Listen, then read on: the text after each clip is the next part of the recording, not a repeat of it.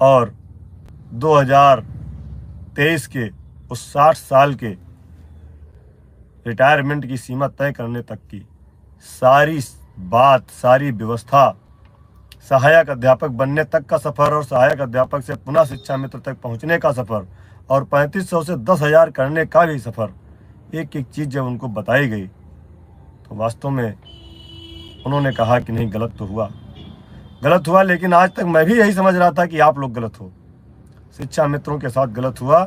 और ये आपके कुछ लोगों के द्वारा, सरकार कोई भी रही हो, यदि सरकार कोई बात कहती है तो उसको आप लोगों को मानना चाहिए था। सरकार जब कोई पॉलिसी बनाती है तो वो नहीं चाहती कि हमारे द्वारा बनाई गई पॉलिसी से आपका भविष्य चौपट हो। 2 महीने तक उनसे लगातार वार्ता चलती रही और वह भी सामंजस्य बिठाने में सरकार के लोगों से, माननीय मंत्री जी से, माननीय मुख्यमंत्री जी से लगातार प्रयास करते रहे और कई माननीय गणमान्य एमएलसी महोदय, आदरणीय बाबूलाल तिवारी जी, पवन सिंह जी, अवनीश सिंह जी, उमेश द्विवेदी जी, जितने भी आदरणीय गुरु जी, जितने भी एमएलसी थे, सबसे उन्होंने बात किया और कहा कि नहीं, शिक्षा मित्रों के साथ गलत हुआ, इनके साथ कुछ अच्छा होना चाहिए। उन्होंने मन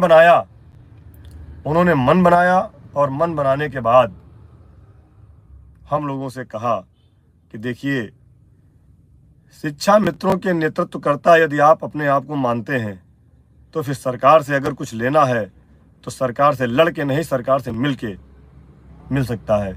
लड़ना वहाँ होता है जहाँ पर सरकार नहीं सुन रही है। जैसे 7 साल से सरकार हमारी बात नहीं सुन रही थी, उसके भी कुछ विशेष कारण निकल करके आए।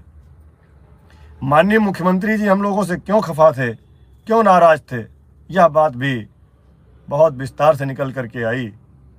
मात्र 2-4 लोगों की गलतियों की सजा पूरा शिक्षा मित्र समुदाय भुगत रहा था।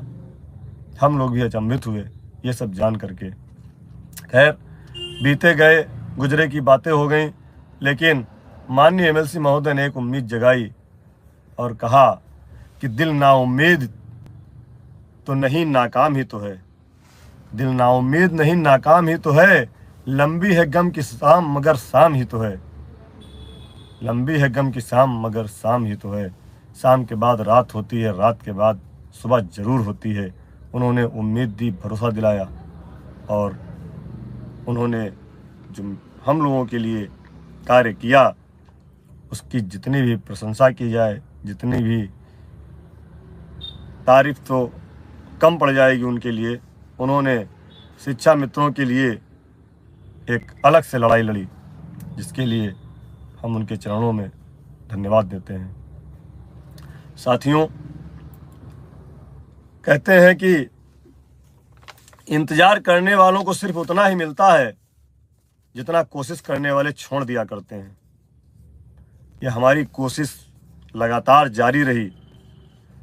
बहुत सारे लोग हैं अभी भी कमेंट करते हैं कि अब तक इंतजार किया जाए, उस समय तक इंतजार किया जाए। तो हमारा ये उनसे निवेदन है कि जब तक आप इंतजार करोगे तब तक हमारे हजारों साथी रिटायर हो जाएंगे और उनके जीवन में क्या मिलेगा। इसलिए कोशिश करना अति आवश्यक है।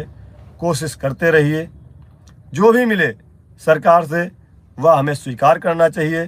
पिछली तरह की बात, चाहे वो 17 का मामला रहा हो, चाहे वो 2021 नवंबर का मामला रहा हो, जो सरकार दे रही थी उसे ठुकरा करके हमने अपने पैरों पर कुल्हाड़ी मारी थी।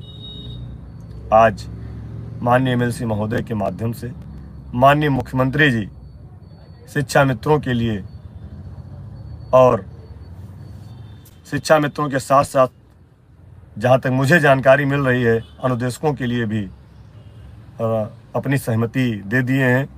और जो भी वह हमारे लिए अच्छा समझते होंगे, जो भी वह अपने राज्य के संसाधन